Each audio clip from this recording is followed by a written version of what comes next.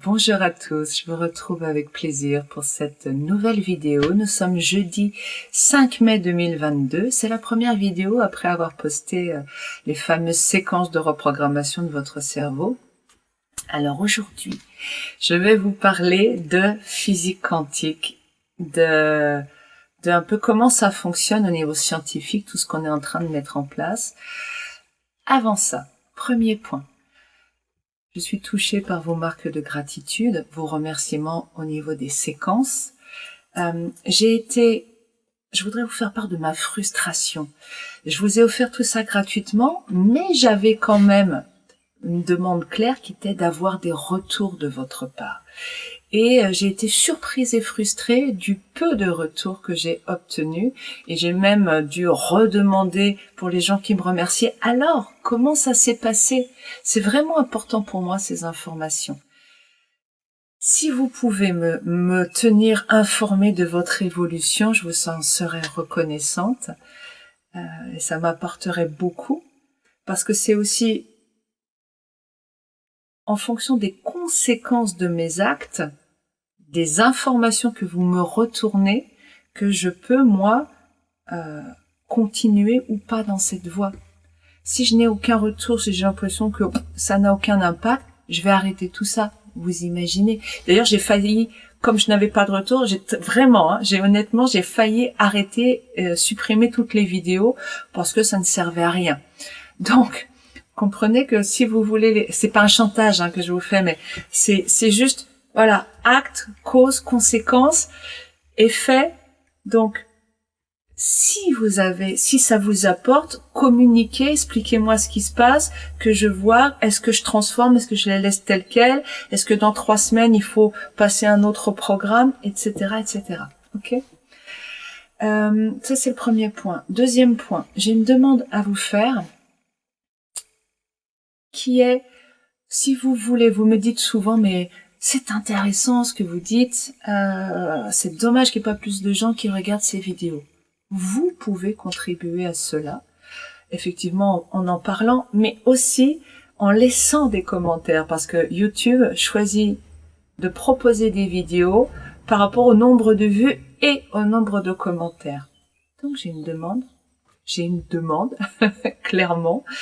Pourriez-vous, ça me permettrait aussi de savoir un petit peu combien de temps je passe par rapport à ce reconditionnement du cerveau, pourriez-vous me mettre les gens qui écoutent les séquences, qui sont rentrés dans ce processus de transformation intérieure, pourriez-vous me mettre sous la vidéo longue qui correspond à votre genre masculin ou féminin, pourriez-vous me mettre juste moi, sachant que si vous me mettez moi simplement MOI, ça veut dire pour moi que vous participez à ce programme expérimental. Et ça me permettrait de savoir combien de personnes participent. Il y a, je crois, plus de 600 abonnés à la chaîne à l'heure actuelle. Combien font ce travail? Et dans ce cas-là, si vous êtes une dizaine simplement, peut-être que je vais reprendre très très vite des vidéos plus larges et non pas centrées sur le reconditionnement. Vous voyez, j'ai besoin de feedback. Ok, tout ça c'est posé. Mécanique quantique, physique quantique, créez votre paradis. Comment je peux créer mon paradis grâce à la physique quantique et devenir une nouvelle personne? Alors, ça peut durer très longtemps cette vidéo, je ne sais pas encore si je la couperai, si je ferai une première partie là et une deuxième partie, ou si on va tout faire pour garder le fil et que vous puissiez comprendre tout ça. Pour rentrer dans la physique quantique et dans le fonctionnement, je vais partir de cette question qu'on m'a posée. Est-ce que c'est normal, parce qu'il y a un truc là dans mon conditionnement qui achoppe, de dire dans les affirmations, j'ai le droit de m'aimer même si je suis une mauvaise personne et que je fais des choses mal. Évidemment, nous avons appris l'inverse. Petit aparté, je suis ravie d'avoir des questions et de vous répondre. Il est important pour moi que ce ne soit pas des exigences et qu'on ne me dise pas je veux ci, je veux ça. J'imagine bien que c'est juste un oubli. Mais c'est important pour moi que les formes soient mises avec des s'il vous plaît pour qu'on reste dans le niveau de la demande. Ok? c'est posé, c'est une limite pour moi. Donc je le pose pour tout le monde. Pour en revenir à cette idée de est-ce que j'ai le droit de m'aimer même si je fais des choses mal? On m'a appris le contraire. Je vous invite à aller voir les vidéos sur la vérité. Le bien, le mal, c'est une notion humaine. Nous avons un fonctionnement qui est complètement à côté de la plaque du fonctionnement que nous devrions avoir, en clair. L'univers, bien, mal, ils s'en foutent. Ça n'a aucun sens, bien et mal. Les choses, elles sont. Elles sont et elles ont des conséquences. C'est pour ça que je parle de mécanique subtile de la vie. La vie, ce que nous vivons, a un fonctionnement mécanique, quantique peut-être, mais mécanique quand même, avec un effet, enfin une cause, un effet. Ça veut dire que moi, quand j'apprends que les choses sont bien ou mal, c'est juste que j'apprends que je dois émettre un jugement, mettre une étiquette blanche ou noire sur ce qui se passe, et en fonction de cette étiquette, si je résume tout à l'extrême, parce que je veux pas repasser du temps sur cette croyance beaucoup, je vais avoir le droit d'ouvrir mon cœur ou pas. Mais pour l'univers, nous avons le droit d'ouvrir notre cœur à la base. Je me suis incarné en tant qu'être humain, j'ai donc le droit de vivre. Pour vivre, j'ai besoin de respirer et de manger et de dormir, nos besoins fondamentaux. Et dans les besoins fondamentaux, ce que nous ne savons pas par notre conditionnement, c'est qu'il y en a un qui est s'aimer soi-même, c'est-à-dire recevoir de l'énergie.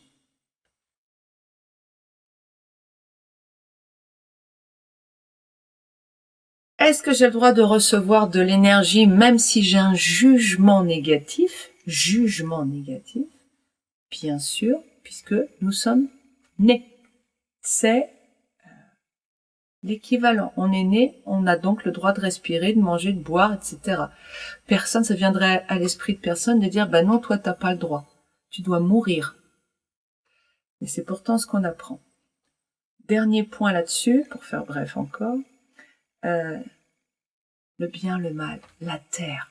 Si je monte dans les airs et que je regarde la planète Terre, vous vous rendez bien compte que la notion de bien et de mal dans une ethnie, chez les Papous, c'est pas la même chose que chez les traders new-yorkais, que dans la campagne profonde, c'est pas la même chose que chez les Inuits, que toute notre culture nous apprend ce qui est acceptable ou pas dans la société dans laquelle nous vivons. Mais tout ça, c'est local. À l'échelle de l'univers, ça n'existe pas. C'est juste, c'est. Est-ce que j'ai le droit de m'aimer même si je fais des choses mal? Je reformule. J'ai le droit d'ouvrir mon cœur, quoi qu'il en soit, bien sûr. Sinon, vous êtes en train de dire, je dois mourir. Si mon cerveau, par mon conditionnement humain, qui est donc complètement à l'ouest par rapport à comment ça marche, si mon cerveau humain juge que j'ai une étiquette noire, je dois me tuer. C'est ça que vous croyez quand vous pensez que quand c'est mal, vous devez être puni. Que la punition, c'est fermer son cœur. Donc, c'est mourir. Commencer à mourir. Et quand je commence à mourir, je vais passer en mode survie qui va m'éloigner de la bienveillance et de l'amour. Nous sommes en mode survie. Notre conditionnement nous apprend à survivre. Et quand je survis, je suis prêt à tout, y compris faire souffrir les autres. Et vous avez ce monde. Ok? Créez votre paradis en devenant une nouvelle personne. Ça veut bien dire que vous allez changer d'état d'être intérieur. Mais pour cela, ça veut dire laisser cet ancien état d'être, cet ancien comportement en dehors de vous. Vous ne pouvez pas répéter les mêmes paroles, faire les mêmes gestes, avoir les mêmes conditions d'une expérience, je crois que c'est Edison qui disait ça, que si on fait tout pareil, on garde toutes les mêmes conditions d'une expérience, on obtient 100 fois le même résultat. Donc il faut changer quelque chose. Et on arrive à la notion d'ancrage. Je vais pas m'étendre sur les ancrages, peut-être je vous en reparlerai. C'est une notion qui vient de la PNL. L'ancrage, c'est quelque chose que vous connaissez inconsciemment. Ce sont des micro-conditionnements. Mais en clair, un ancrage, c'est un stimulus qui provoque une réaction. Vous avez des ancrages de votre situation, de votre ancien moi. Vous avez des ancrages spatiaux. Ça veut dire qu'il y a des endroits où sont associés des souvenirs qui vous maintiennent dans votre ancienne personnalité. Vous avez des objets qui vous maintiennent dans votre ancienne personnalité parce que quand vous les regardez, vous retournez à votre ancien moi, à vos anciens programmes. Je suis en ce moment dans la lecture de Joe Dispenza, le livre « Vous êtes le placebo », je vous mettrai les références en dessous de la vidéo, livre absolument passionnant que je vous invite vraiment à lire si vous avez besoin de preuves scientifiques du pouvoir de la pensée. C'est vraiment le livre, il est très simple à lire, c'est très bien écrit, c'est passionnant. Je vous invite à aller voir ces informations.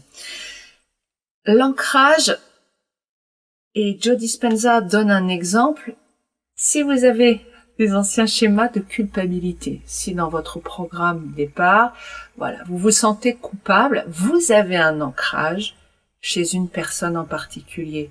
Souvent, ce sont les parents. On se sent coupable par rapport à la personne à qui on a fait du mal ou avec qui on n'a pas été à la hauteur ou vous voyez. Je prends un autre exemple. Je laisse tomber un objet lourd, je brise un orteil à quelqu'un. Je vais me sentir chaque fois que je vois cette personne dans un sentiment de culpabilité, tant que je n'ai pas désamorcé tous mes programmes. Mais ça veut dire aussi que quand je vois cette personne, je remets en place mes anciens programmes.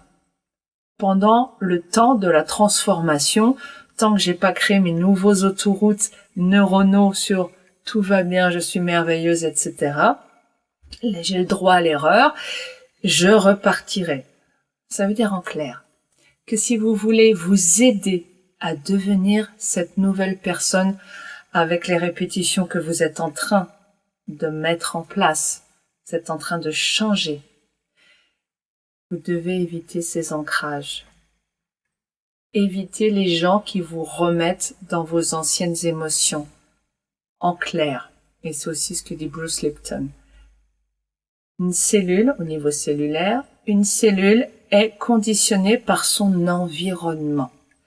Donc pour changer l'être que vous êtes, il va falloir changer votre environnement le plus possible. Sinon, vous retombez dans vos vieux schémas. Plus vous allez changer de choses, plus vous allez aller vers un nouvel état d'être parce que vous allez supprimer les ancrages. Les ancrages au lieu. Si vous allez habiter ailleurs, je vous dis pas évidemment de vendre tous votre maison et de déménager, mais j'explique et après vous voyez ce qui est possible. Mais l'idée, ça serait le top, ce serait ça, d'aller habiter ailleurs. Ça serait de changer vos amis, ce serait quand il y a un état bien lourd qui a été installé, bien sûr, hein, si tout va bien, vous ne changez rien. Mais changement, modification de l'environnement, changez vos habitudes. Vos habitudes alimentaires, vos habitudes, vos rituels, changez vos papiers peints, changez le maximum des choses, la façon dont vous vous tenez, etc., etc. En clair, en modifiant le milieu extérieur dans lequel je baigne, je vais pouvoir associer à des nouveautés extérieures, des nouvelles encres, des nouveaux comportements. Stimulus-réponse. C'est-à-dire que, si je prends un exemple bidon, mais pour vous aider à comprendre, Si j'ai du papier peint jaune et que j'ai été dans un état dépressif pendant les 10 dernières années dans ce papier peint jaune, qui est vraiment une couleur au contraire très positive, mais bon. Ok. Tant que j'aurai ce papier peint jaune, à chaque fois que je verrai ce papier peint, je serai ramené inconsciemment à un état d'être négatif.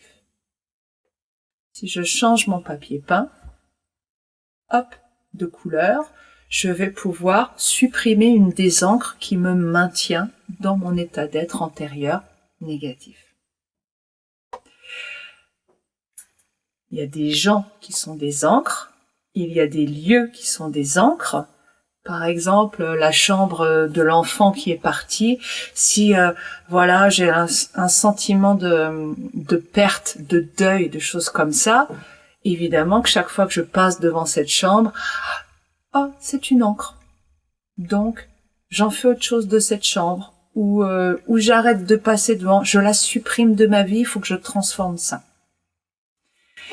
N'hésitez pas si vous avez des questions là-dessus, hein, sur ces histoires d'ancrage.